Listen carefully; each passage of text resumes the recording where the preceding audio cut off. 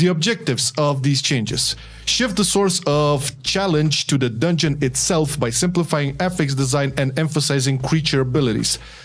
Theoretically, this is really good. Like, yeah, make the basically dungeon. What we've been called. Yeah, I think we made at least 25,000 videos about this. Okay, second one: reduce visual noise, nameplate clutter, and the cognitive load on players during trash combat.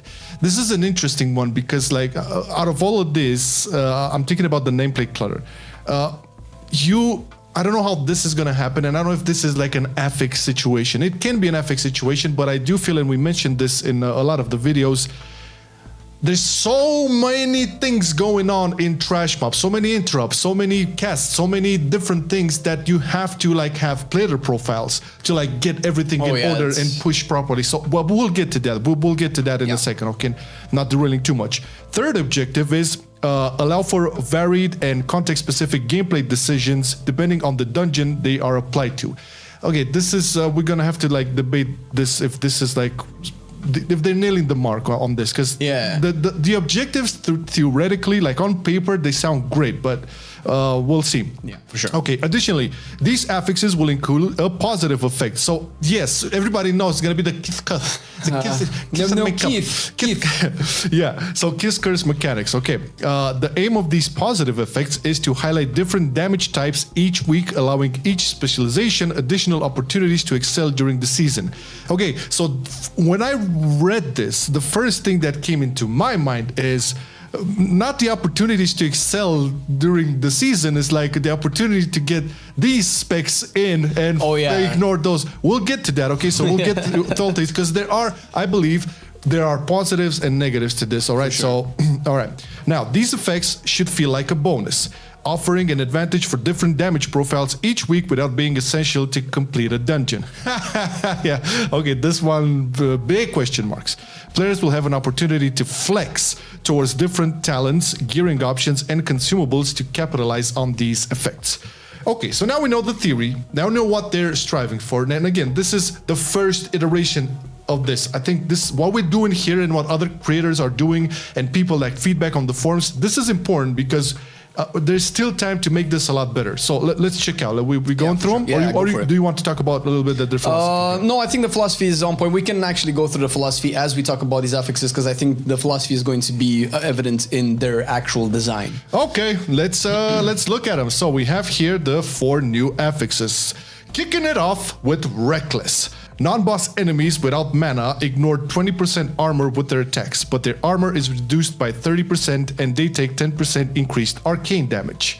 Okay, Flame, you kick it off first, then I'll talk. This is clearly affecting tanks, and whoever is the cash that costs arcane, I think that's arcane mage, clearly, that's balanced druids. I don't know if any other class has a relevant amount of arcane damage where that would matter. So there are a couple of good things and a couple of bad things. The good things is that, you know, if you have arcane damage, you're gonna do more damage during this week.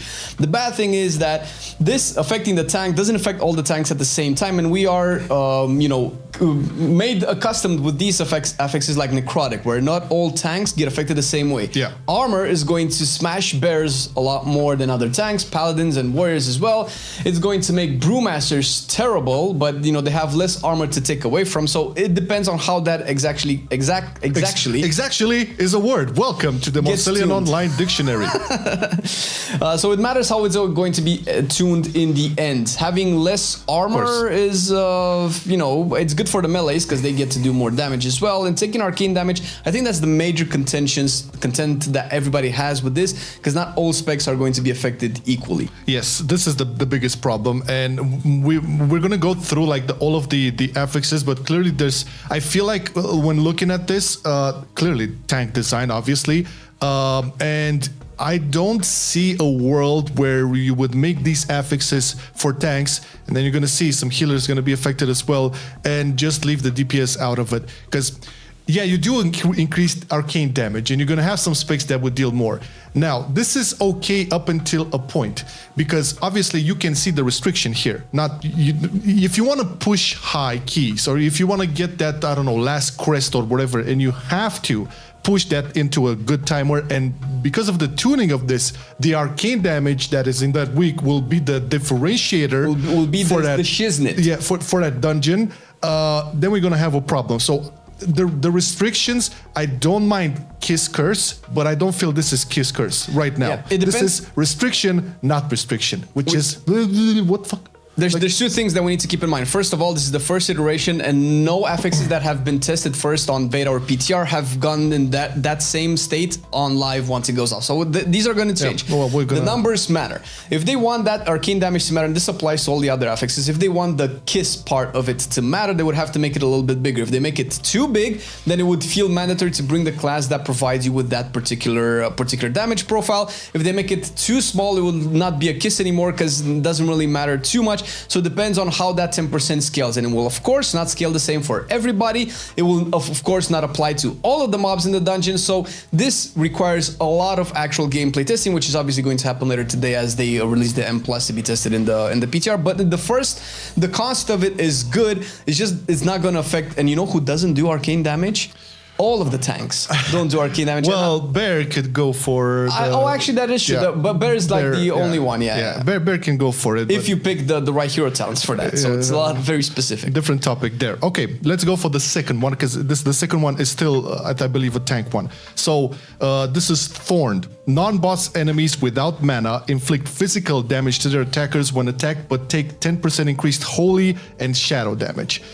Okay, so same restriction applies here, but I think like you have a little bit more, a bigger pool of DPSers because you're looking for the DPS here. Okay, that could be true, DPS? But you can also say that holy affects more healers than arcane does. Arcane affects zero healers, right? I mean, does priest have anything to do with arcane? No.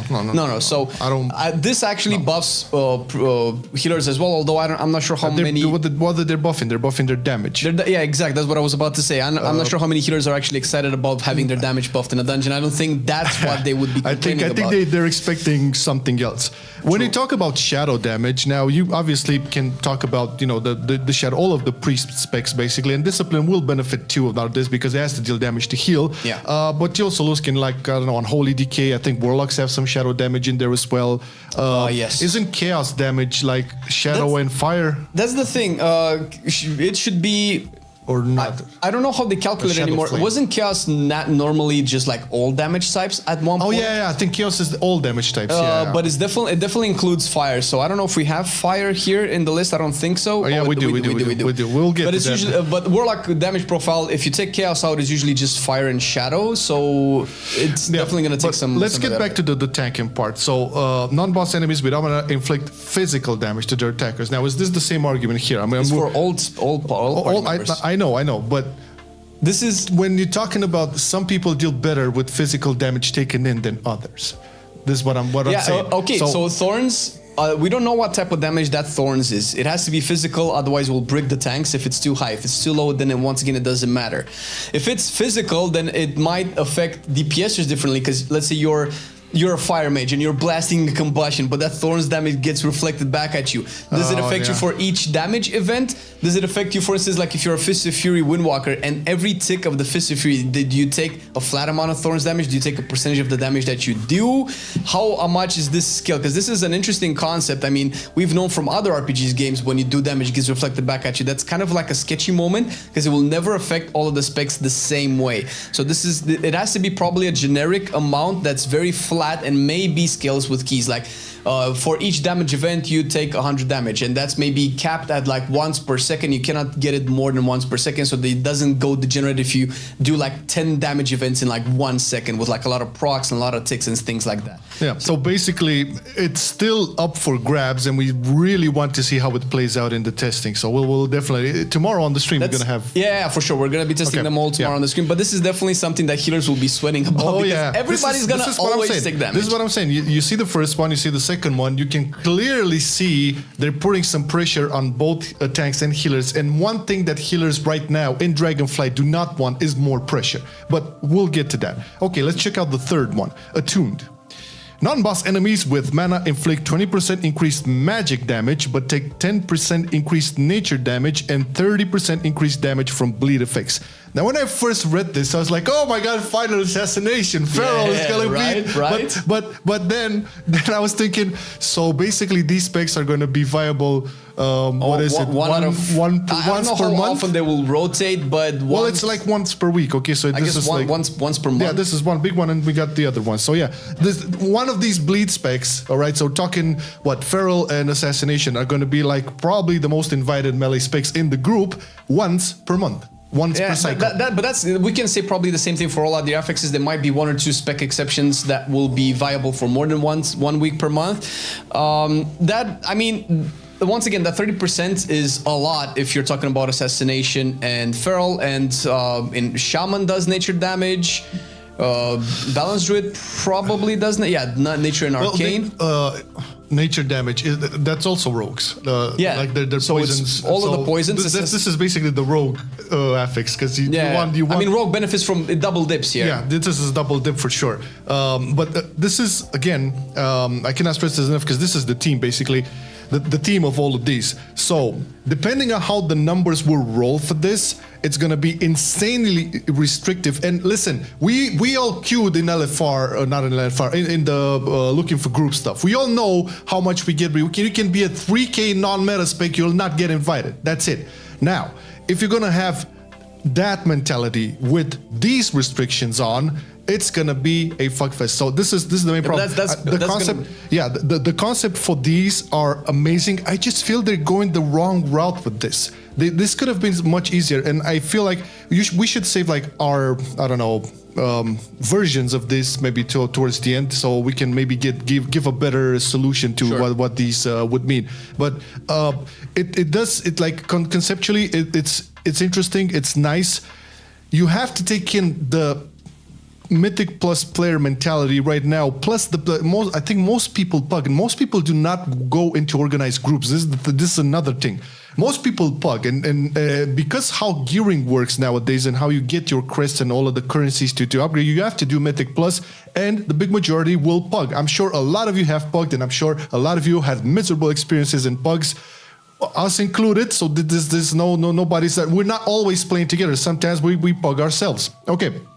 Enough about that. Let's check out the fourth one. Fourth one is focused. Non-boss enemies with mana have 30% increased haste. Holy shit. But take 10% increased frost and fire damage. Okay, so frost damage again applies to Frostfire, two specs. Fire mage and Frostfire. Yeah, I get it. Mages all over the board, but what else? Shamans have frost damage. Frost decay. DKs have frost. I think Shaman. Don't you apply frost fever with unholy too? Yeah, I do, but that's like it's a tiny bit. It's nothing. yeah. So there are definitely more specs that dip a little bit. Some specs that double dip. It's once again, I'm sure that if we want to make like a concise opinion about all of this, we can probably make a spreadsheet with these are all the specs with how much damage they did with each element type, and if we have this wheel graph thing with all of the affixes, they each benefit about 23% of all these. Like we could probably just math that shit out, and then that's fine. That's probably going to be tuned around and played around with, and probably these numbers like maybe you'll have less fire and frost damage but more shadow damage or things like that. Who knows? But that's one thing. The other thing is also something that affects tanks, which is also in the previous affix as well, is that tanks die on magic damage. That is a given. They just topple over. Whether mobs do more magic damage or they do it way faster. They do it with 30. They have bloodlust, dude. 30% haste means you gotta kick the shit out of these mobs or your tanks will die. I can definitely see stuff like Blood Decay and Vengeance Demon Hunter excelling way more in these weeks, while the other armor tanks maybe a little bit more on the other one. But then again, I feel like these are definitely not equal across the board, and we just need like a pool of thousands of keys done with all of the specs in the game to see exactly how it averages out in the end. So these are the four. We'll get to the ones that are, the second ones that get in, but these are the four. Now, what I can see here, so apart from the bleed effect, so we're looking at the positive, the kiss effect, all right. So we have frost, fire, holy, shadow, arcane damage. Guess what tank is able to provide benefits for all of these magic schools? Vengeance, clearly. This is the problem, This is the problem. So you're clearly going to have a Vengeance Demon Hunter regardless. So it's going to be good everywhere. It's going to be good. It's good now. Like right now in the tag meta, Vengeance is everything. Okay, now I'm not talking about the rework and the hero talents, blah, blah, blah. But these effects, these positive effects in terms of like the tank, you're gonna have vengeance 100%, and I can trust. If you like playing prot paladin, prot warrior, guardian, fuck that 10% arcane damage for your guardian, man. You're gonna have to like use that chaos brand to buff everybody else in that group. Okay, I think the only time you'll not have vengeance is that once a week where you have the bleed effects, which is like whatever, it's fine. Nobody buffs that. But again, this is like very worrisome, and the fact that you take like, man, this looks. The most punishing it looks for healers, and the most beneficial it looks for one tank. Definitely the most punishing. So what the fuck? So okay, so let's round it up a little bit. Overall, their philosophy is good. It's good that they're thinking about providing a Kiss Curse Affix with a benefit that if you play it right, you actually have a bonus. There's still a thing to mention that this doesn't affect all of the mobs in the dungeon and does not affect bosses, which if you've pushed keys high enough, one of the biggest issues will become tyrannical bosses. Sometimes big pulls for tanks will crush you at fortified later on, but that's very subjective and very individual rather.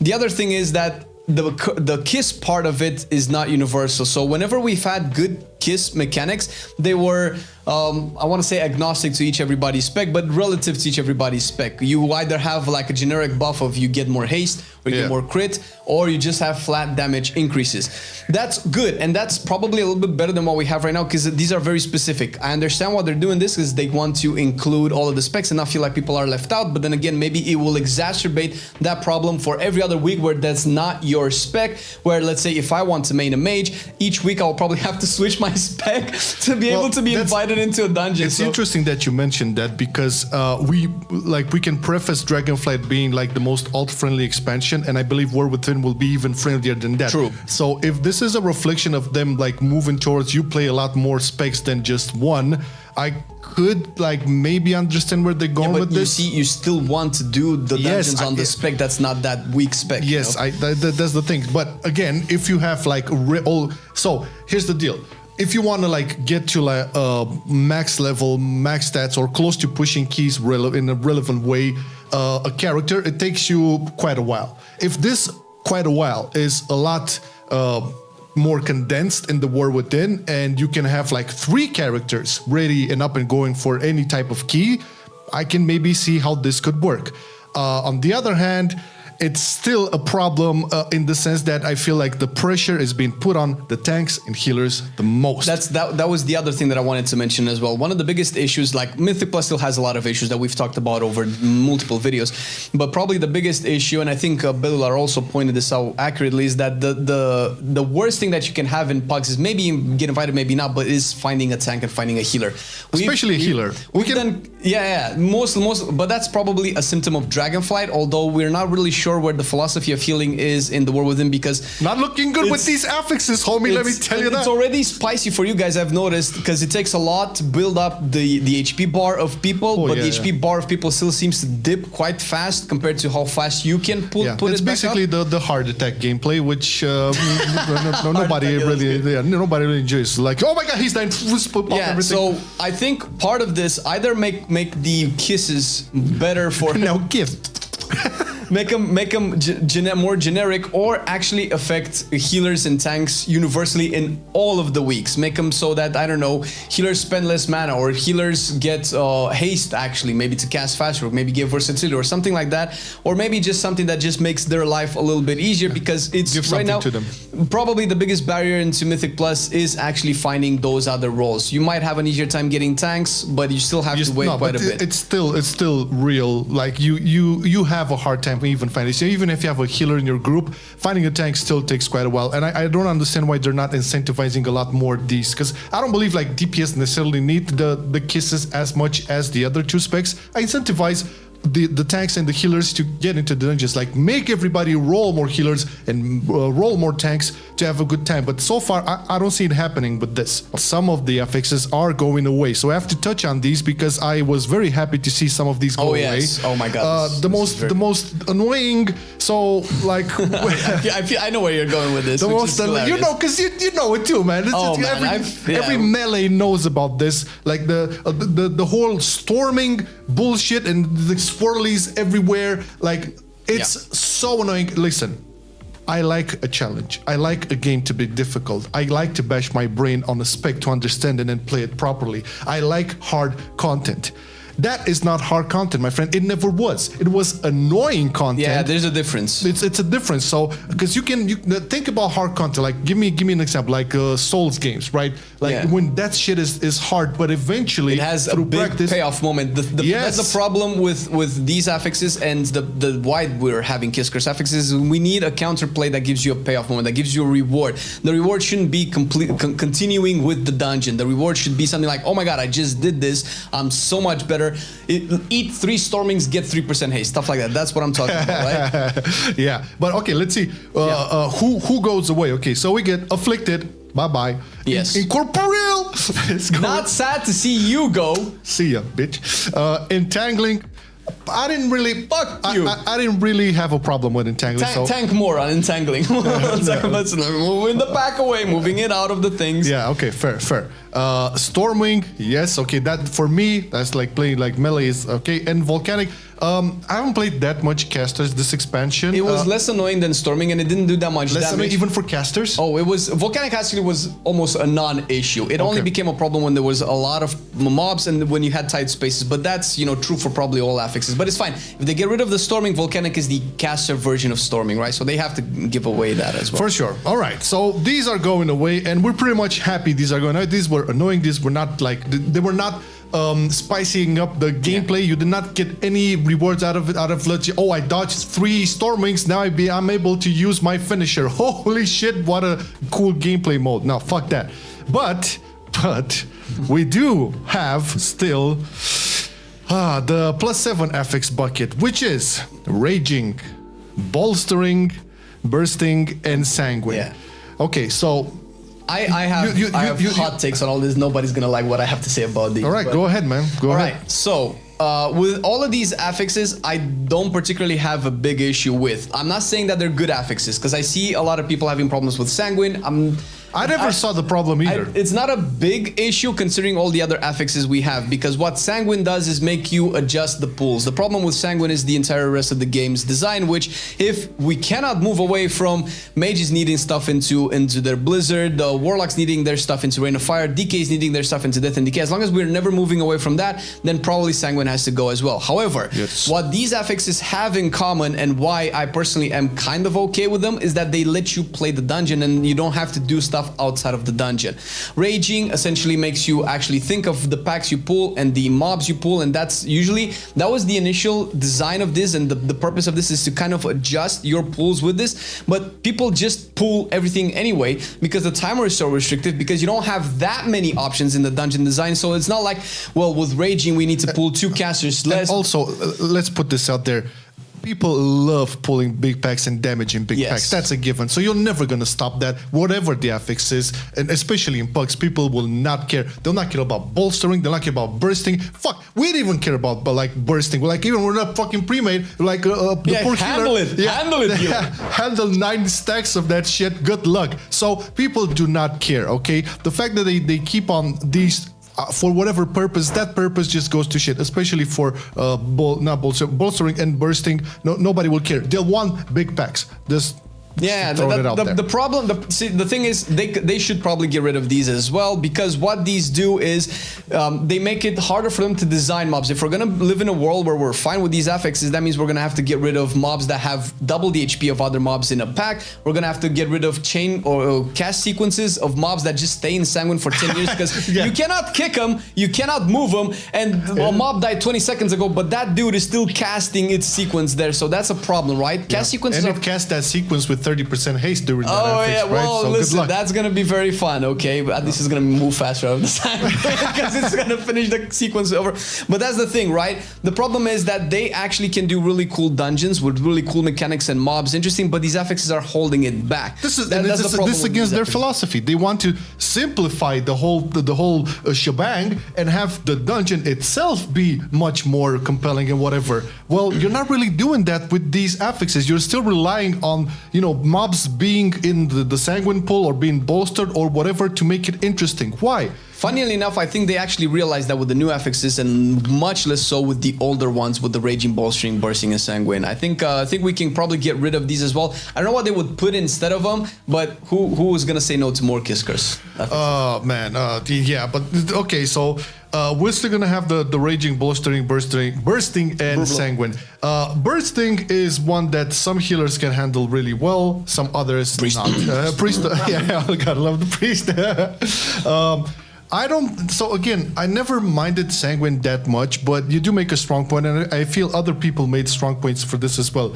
The class, a lot of the class mechanics do evolve around keeping them in one place. Here's why I don't mind these affixes as well as a tank player, because they usually affect tanks a little bit more, bolstering and sanguine. That is, if you know what you're doing, if you like to play your tank well, if you manage to kite a pack properly out of sanguine, you actually are getting rewarded for playing a little bit better. You know stand out a little bit. It's like, okay, I'm as a tank, I know how sanguine works. I'm constantly moving the pack as the mobs are dying, and they don't end up actually staying in sanguine for a lot of time.